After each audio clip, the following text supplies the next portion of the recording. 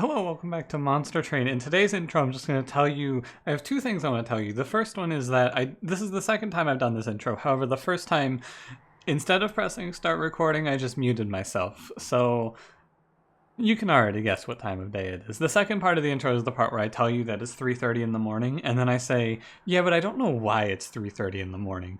You ever think about that sometimes? You're sitting there and you're like, man, why is it 6 p.m. right now? I'm wondering that right now. What happened to me today? Like, it's the end of Saturday. I took the last 2 days, Friday and Saturday, and I did nothing. I did no school. All I did was the Monster Train videos. I guess I didn't do nothing because I did the Monster Train videos and I recorded with Cranberry both nights as well. But like, I didn't do school. I didn't stream.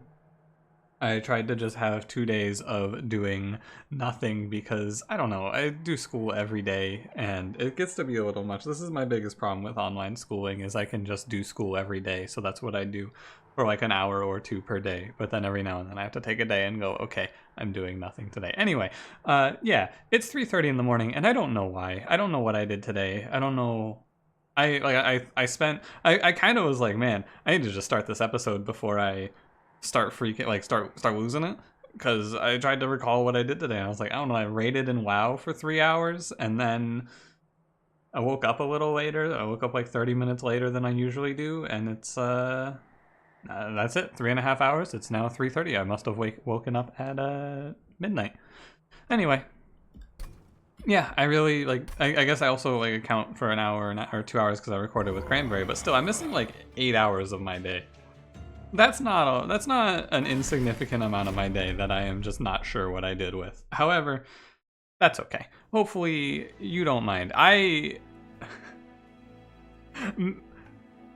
If I were to have a camera on right now, I would have my hand below the desk and then I would say mentally I'm here.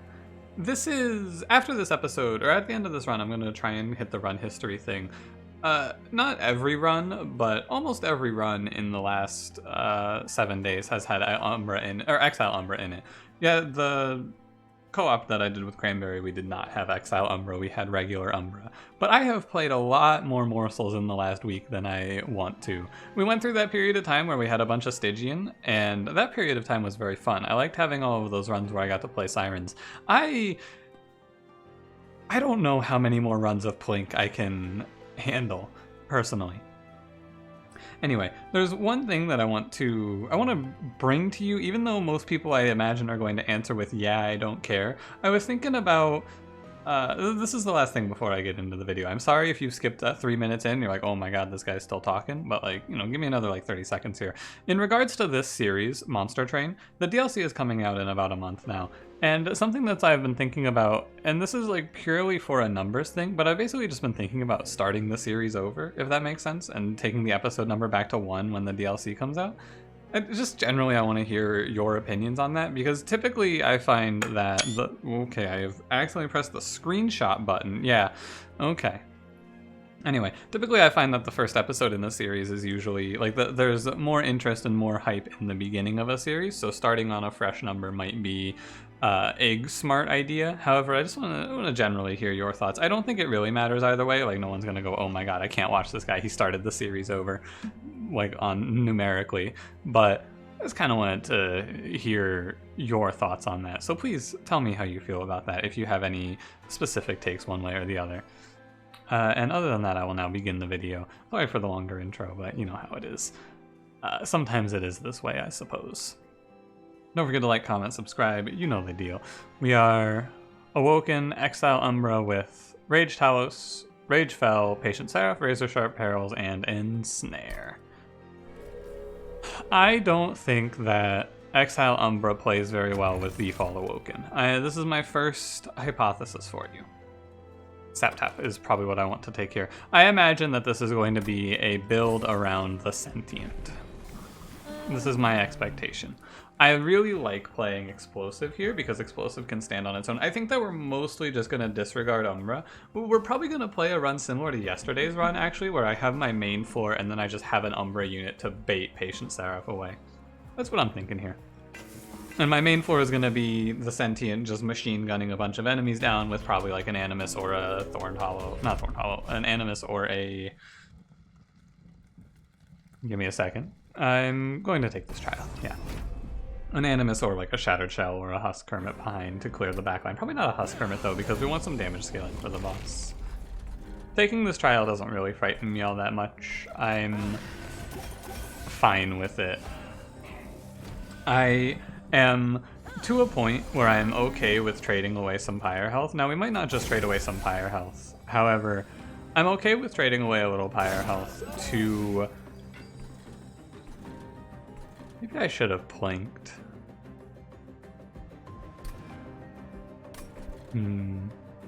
I want to play Razor Sharp Edge, but I want this money, so I'm gonna greed. I'm okay with trading away a little bit of our Pyre health for the unit draft. However, I'm a little concerned that we will trade more than a little bit of our Pyre health here, because there's going to be a 5-1 that we can't kill behind. I'm concerned about potential death. However, we have Ensnare. I'm a genius. Thank you. Yep, that's excellent. That probably is the difference between living and dying here. This should not be a happy accident, but I also could have played Razor Sharp on him. So ultimately it ends up being just fine. I'm not going to greed up here. I'm just going to take the 12, and I'm not going to worry about it. Not going to greed 5 Pyre HP. I'm going to put the Razor Sharp down because I think the Razor Sharp ends up making a big difference. And it does. I mean, it triples the damage output of Train Steward there, so yeah. We take 12 damage for the unit trial, and I am thinking that that is worth it. If that were a money trial, I would not take that. However, for the unit draft, this can set us on a very positive path very quickly. I like Restoration Detonation here. It's fine. Sting is also okay. Vine Grasp is less good because we have Razor Sharp, but it's still fine. Which one of these? It's probably Restoration Detonation by a very small amount. If I were to take a guess. I am happy to take Umbra Assault here. And yeah, Crucible Warden. Welcome back to Crucible Warden Takes Down Patient Seraph. In today's episode, Crucible Warden is going to exist on the floor against Patient Seraph, and that's going to be the strategy. Alternatively, I could try to take Awoken Hollow, but the Rejuvenate effect is just too difficult to make work here, I think. Very happy to have you, Crucible Warden. He is quickly becoming my boy.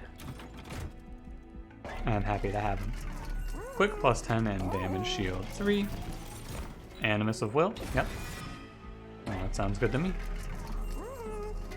I like quick, but not a ton here. I think quick is okay. We're gonna look for a large stone. I think we're gonna look for a large stone. For now, leaving here without anything is kind of awkward because she doesn't take a ton. I think she's kind of worse than Train Steward. However, we have Crucible Warden. It's fine. Yeah, it's fine. We have a Steel Shop coming up as well? Yeah, okay. It's fine. I'm gonna look for a large stone for probably a large stone and maybe just multi-strike, but I'm not so certain. Invasion Trial for money? We have a lot of ways to draw where this is fine, and in the big problem here is I'm going to get very bogged down by curses if I do this, because I'm probably gonna have to put Sentient top floor. I do have the Plinks though. I think this is right. I think this trial is right to take. We're going to the Steel Shop on the next floor. I'm pretty sure it's right. Because of Crucible Warden, I think is the main reasoning here. Which of these units am I going to skip on here? I think it might be Animus. I'm going to put Sentient mid floor and I'm going to put Crucible Warden top floor. I'm definitely playing Umbra Assault as well. And I guess if that's the case, like as I start to talk about it, there is no reason for me to skip Animus here. I don't think that we're in such a desperate spot from a health perspective that I need to skip the Animus here. I think it's fine to do this. I think it's fine to play this. Because the damage output after this is very low, and we took Restoration Detonation for the burst heal, so we should get our Sentient back up on the health point. Even if we do not, we have our Crucible Warden up here to hold it down for us. Now, his damage shield is less good against Spike's enemy, but I think it should be okay. Now we just hope that we get the Collector, and we do. I'm not going to worry about Sinner's Burdens when it's a difference between healing or playing Sinner's Burden. We're going to heal. Every little bit of health matters here. I actually think it might be right to play Razor Sharp up here, because she's just going to kill herself. But he's also not doing too hot. Let's see if I luck out on Plink. Yeah. That's fine. I think that guy wasn't dying and then he died. Interesting. I'm gonna do this. I'm just gonna kill that guy. The 1-2 is a little bit concerning. It could be Perilsing, I guess, as well, but that doesn't seem great. Alright, Plink. Wow me. Fuck you, Plink. I am playing Perils here. I want to put Train Steward down so I don't Ember Drain myself for next turn, but I am gonna play Perils here. Yeah, great work, Plink. I am wowed. You can... Okay, if I got nothing there, I would be truly floored. However, thank you, Plink. And we take 2. Ideally, we kill him not on this floor, but on the next floor, but we do a big chunk here. And we ensnare that guy for the damage shield. We are fine. Trade Steward goes up here. We are fine. Again, trial, we took like what? We took a bit of damage for the trial, but it was definitely correct. Because now we're going to be able to roll the next shop, we're going to look for whatever good upgrades we want to find, and it is a good position in terms of money. In terms of money, we have a lot of money. Engraft is a really, really good card to see this early. But I think that without Glimmer, this run is not looking great. I think without Holdover plus 10 Glimmer, this run is looking grim-er. I'm gonna click the card now, and you're gonna forget that one. I like Space Prism here. And Tumbra Assault number 2 is also okay, but we're not committing hard to morsels. I'm gonna take the Space Prism. And we're gonna go ahead and get all of our Pyre health back. We traded away 20 Pyre health, but we're in a pretty good spot for it. And now we're even on Pyre health. I said I wanted Large Stone, and they gave me Large Stone. Great news. I do not hate like a Thornstone on Crucible Warden. It's not great though. I'm just gonna roll this, although giving him health is decent. It's like, we're pretty comfortable to get past the next room. So, I don't know, what do I want on him? I don't think it matters a ton. I think health is actually fine. I'm not gonna give him multi-strike or anything like that. Multi-strike 1? You know what? I'm in. Multi-strike 4 Animus of Will? You've got me. Sounds fine. I am pretty happy to take the Vengeful Shard here, because with that, we can take Double Draw confidently. We have a Space Prism for space, and we're not going to really need space all that much. We're going to like use it, and then we're going to chump some hits with Morsels, most likely. Yeah, this is fine. Worst case, if it's... I am highly confident we get through Talos. Not 100%, I guess, because Talos, it is Rage Talos. I think that to make our Talos fight a little more comfortable here, we're going to play top floor. Because we want this Rage to die down. Yeah, 100% we're playing top floor with that space loss as well. We do have Plink for this too. Thanks, Plink. Okay, I'm pretty happy with our position here. I think this run isn't guaranteed, but this run makes a lot of sense right now. Like, everything that we're doing so far seems good, it seems correct, and it makes sense to me. Sorry, my mouse. My mouse has this thing where I can scroll by clicking the scroll wheel left or right, and sometimes I do that and I get very confused momentarily. It just happened there. But yeah, I generally think that doing 152 damage to Talos here is going to put us in a favorable position. Thanks, Plink. At this point, I think one of my favorite things about just generally how I have interacted with Monster Train over the course of time, if you are just listening, you cannot tell if Plink just double hit a single heavy with 3 1-health enemies around it, or it just killed 2 5-1s. That's the duality of Plink for you right there. At this point, Plink exists in a quantum superposition of both making me unbelievably irrationally angry and generally being a decent card. And that is a frightening place to be. I should not have fed 25 armor here, however it does not matter. I wasn't thinking too hard, I was busy talking about Plink. That's the tagline of the series right there. I wasn't thinking too hard, I was busy thinking about Plink. Or talking about Plink, alright. You get the idea.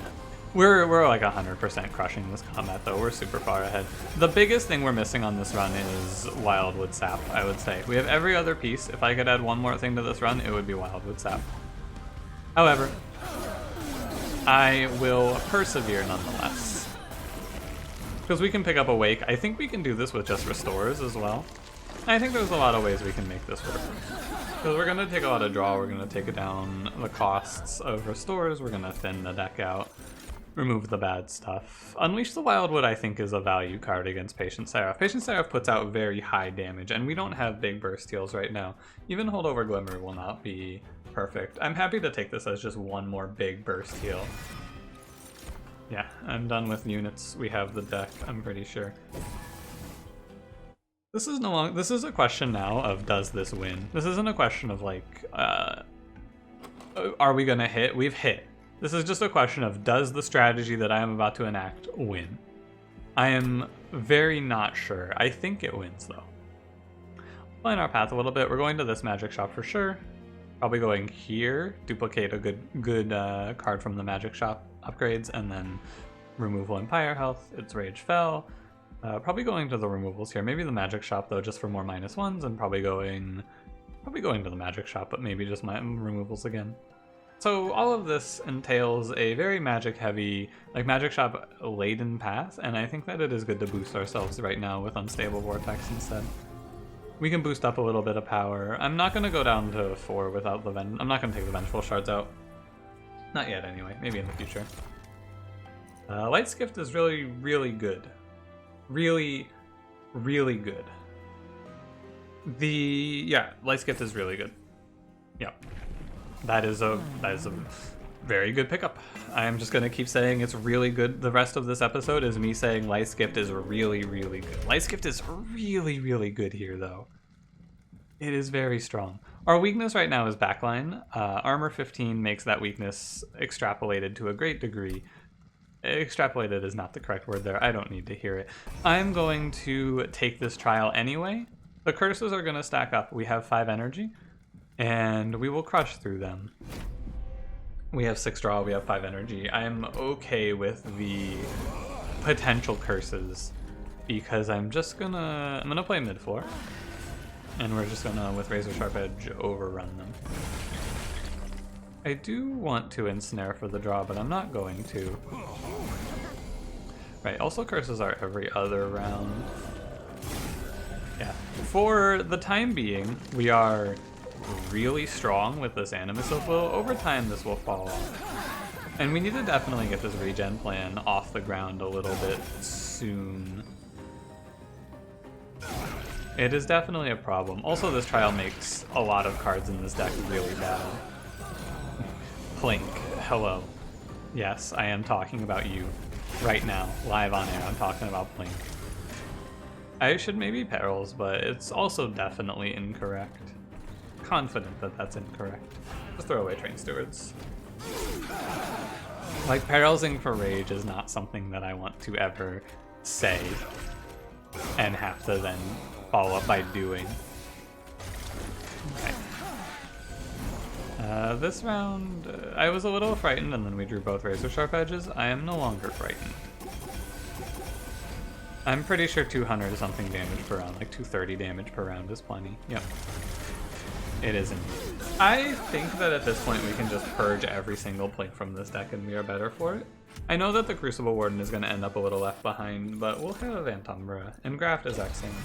Edgefire is also okay, but we're going to have to Space Prism first, which is awkward. Don't need Engine Upgrade, we have 5 energy, don't really care for Ember Cache here. Excavation Eruption is the only card worth talking about, I think, here. It does provide something to this run, but I think the better thing to do is just Machine Gun. I think it's better just a Machine Gun here. Just remove everything else. I maybe want this, but I'm not sure. I think it's wrong. You know what card I would pick up in this run? I would pick up Grovel here. 100% I would pick up Grovel if it's shown to me. Real quick, 20 minutes into the episode, check the microphone.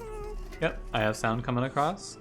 Check the Streamlabs. Yep, I'm not muted. Great news, everyone. You can hear me right now. Good news, everyone. I would hold over Glimmer for sure. I think I do take Engraft to 1 or to 0 cost because it's... I guess Energy Positive doesn't really matter. We're going to spend money here for sure. Armor Freezing a card is not great. Double stacking restore is weird. It's not necessarily bad, it's just really weird. I'm not certain on this. I'm gonna give it a shot because we have so much energy and I think we need a line. I'm gonna duplicate this double stacked restore as our regen plan and we're gonna hope that's good. And we're gonna plus 10 glimmer here. Yep. I'm gonna go to the hell vent, so I'm going to take 2 removals here. I'm gonna spend the money and we'll restock. I can leave the train stewards in and just take out the Plinks. Plink is a significantly worse card moving forward. The interesting thing about Plink as well is it gets worse as time goes on. Like as I remove these Plinks, they get a lot worse for the first 2 being removed. It's tough. Because my reasoning there, as I think about it, one second. I just pulled out all these Plinks for this invasion trial. I am fine with taking this though.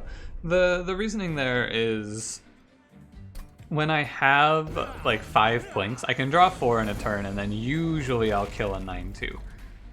If I have like 2 Plinks, you know, I will never draw them together ever. It is impossible for 2 Plinks to be drawn together. It would never happen. The joke here, if you are just listening, like to keep an eye out in case a just listening viewer is just listening, I did in fact just draw both Plinks together, and that's the joke. Yep. That's it. That's the whole episode. Everything has led up to this one joke moment. Yeah. The good thing about this Animus over Shattered Shell as well is that she doesn't need me to stop killing enemies. Like if I save health from just slamming all of these, it's fine. I slam all these restores and save health on Animus or on Sentient and it's still positive for me. It's not a bad thing ever. I think this run struggles because it incants Patient Seraph a lot and otherwise we are cruising. This is Mr. Crucible Warden's biggest job.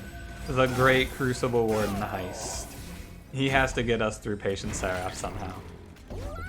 I do not know if this young man can do it, because we're going to play a lot of spells in the turn. However, it is possible. The big thing is I can never, if I incant Seraph more than 30 times, and I know that's a big number, but if I give Seraph more than 30 incants, we do lose. Because he will one-shot the Sentient. Unless I pick up some way to give her more health, which I am, we'll see. I am skeptical of, but we will see. Maybe I'll take a Cycle of Life. Invigorating Solution is just good. We have so much energy that we can't spend, and we have a lot of cards. I said I would take it, I will take Grovel. I think Grovel gives us a way to cheat out of Seraph the Patient. It also gives us, so let's go over everything that Grovel gives us here. Grovel gives us a single damage shield, which can beat the melee weakness for me, potentially. It also gives an option to give morsels to Crucible Warden, good. And it gives potential morsel chump blockers, if those are also required. In 3 ways, I think that Grovel is a really good pickup here, and I am glad to see it. I'm going to take out this last Plink now. This deck is thinning out pretty quickly, which is nice. It is a lot of healing cards now, which is really good. And Sap Tap's doing a lot for us as well. Rage Fell should not be a problem. We should never have a situation where the Sweep Boys one-shot our Animus, because the Sentient should kill the Sweep Boys first. Yep, and also we have Days on top 4 now, so we can play our main 4 top 4, we'll save a bunch of health. I'm like super confident in everything. I would give you like almost 100% we win any other Seraph, but Seraph the Patient can bypass all of this regen that we're gonna aim to put up. And he can just pop us. I guess of the Seraphs, Chased would also be bad. I should shout out, honorable mention, Seraph the Chased, fuck you. Wow, thanks Plink. Now, was that a good thanks Plink or a bad thanks Plink? You'll never know. Unless you're watching, in which case you know. I didn't realize that the Alabaster Guardians could be rooted. I just kind of assumed that they could not be rooted, because why would they be able to be rooted? They can't be moved. But yeah, why not? I guess. Those Perils go next. Perils just doesn't really make any sense in this deck to me. This deck is gonna be really, really good at what it does. It's just a question of it does what it does. Does what it does. This deck is really good at what it does, but does what it this sentence just I'm parsing it and it doesn't make any sense. Does this deck, when it is doing its plan, do I beat Patient? Do I win this run? Do I die to Patient Seraph? I don't know. I do not know. I think I should. I think that this deck is really strong, and I think that we should beat Patient Seraph, but I'm not certain. With the dazing on the top 4, we never really have to worry about our Sentient getting sniped. An interesting hypothesis here is our draw is pretty good. We could take space just to guarantee the Sentient Animus top 4 setup. Usually, this is worthless. Sometimes, this is crucial. I don't hate it just because I think that it's a really, really important part of the plan. So, let me walk you through it here as we go through the motions of the end of this combat here. Take these enemies through their death throes. I could have gotten morsels into Crucible Warden there with playing at Umbra first, but I did not. On this run, so in other runs where I see space or draw and I go, well, I'll just take the draw because trying to take space for a 66% chance, like 66% of the time the space is worthless, right? And taking space for that feels wrong. However, by the same notion, on this run, we are making a lot of use out of this top 4 dazed. It is our survivability plan, presently. So, with that in mind, I think it is good to take space just so that our survivability plan isn't, we don't lose instantly on a 1 in 3, right? That's my thinking. Anyway. We'll see what we see here. Spreading Spores is a way to go for regen. We have a duplication left. Sorry, wrong one. We have a magic shop like next ring. We go to this magic shop and then we duplicate Spreading Spores, and that's a regen plan. Now, is it a good enough regen plan? Yeah, it's fine, right? Like, it's the question is more. Yeah, no, I think it's fine. I think we do want Spreading Spores here. And even still, I'm gonna take space. I'm gonna take space just because I think that if we have to set up mid 4 for whatever reason, we lose space top 4. I think we just lose. I think the Sentient will not keep up because we don't have that holdover and we're maybe not gonna see it. So, I like this. I think it's nice, I think it's safe. I will roll, because I'm not going to remove consume any of those cards. And we saw the holdover as well. I still think it's good to take Spreading Spores here. It's a pretty low investment. Holdover Glimmer is still the way. And I'm throwing +10s on Restores here just to have a little more healing throughput on the run. And you could probably make an interesting run out of this if you go Cultivating as well. I should mention, Cultivating could be something interesting here. Spikes 5, I don't think is a big issue. I think that we're really strong. I might be over-gauging how strong we are, but because we can always set up top 4, we draw through a lot of this deck. Although it is a 28 card deck. A 68 card deck? What the hell am I talking about? Great question. I wish to restore you. Where did I see a 6? That was my draw number. I looked at that draw number and I went, this is a 68 card deck. Yep, that sounds right.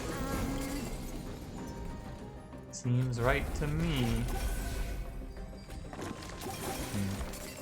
I'm hoping to draw in the Glimmer, like next turn, ideally.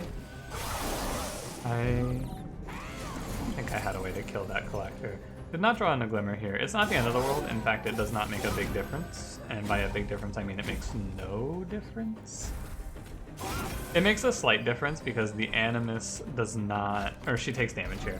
That'll get ironed out with the Unleash when we draw it again though.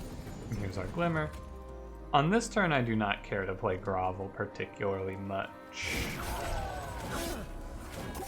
Yeah, don't really care a ton about playing Grovel anymore. When your boy down there dies, it's all over for Grovel's game plan. Saves a little bit of health. We're like 100, maybe not 100% fine. We're probably fine here though. I would be surprised if this ended in anything other than Victory Royale, if you will. You guys ever heard of Fortnite? No? Me neither. I will do this. I should ensnare just for the draw, I suppose. Even though we have so many cards, we draw through really quickly. Lots of draw in this deck, it feels like to me. A lot happening when I play that card. 200 damage doesn't have to live very long. I mean, I guess it is 20 rounds, but we'll also, it's like 260, closing in on 300. Plus we'll probably get another one in, plus some early hits. We'll have a pretty high amount of damage for Patient Seraph. Now, our spores did not spread as well as I would hope. However, we did not duplicate yet. And all in all, it's not terrible. Lots of draw in this deck. Very, very quick to go through it all. Wouldn't it have been funny if I died right here? I just like dropped here, had not enough damage. That would have been pretty funny. I'll admit it. A holdover Razor Sharp Edge would not be the worst pickup in the world. I would not hate it. I wonder if it would have been better even. Awake is decent, but we don't need it anymore. I like Preserved Thorns, but it's a lot of incants for Seraph. I think this is a skip. I think this is a skip. Something about Cave In. It's not quite right. Dripfall would be really strong in this run. Obviously, it's a common melting card, and we're Awoken, Exile Umbra, but Dripfall would have been a really strong pickup here. I'm duplicating Spreading Spores. This is a thick deck. However, that's alright.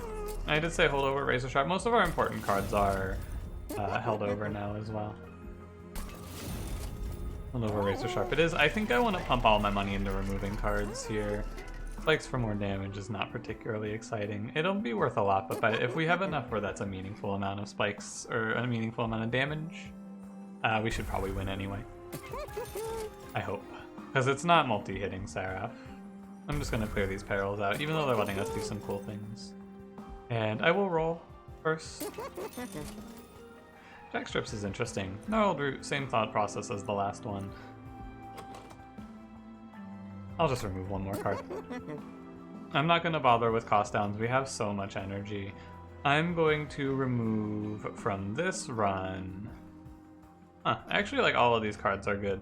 I guess, no, not Restore, not Glimmer. Never. I guess it's Grovel. No, but Grovel's really good. I guess it's Antumbra Assault then. I know it like loses Morsel Generation and it can kill 15 threes though. Maybe I don't remove anything. Maybe this deck's fine.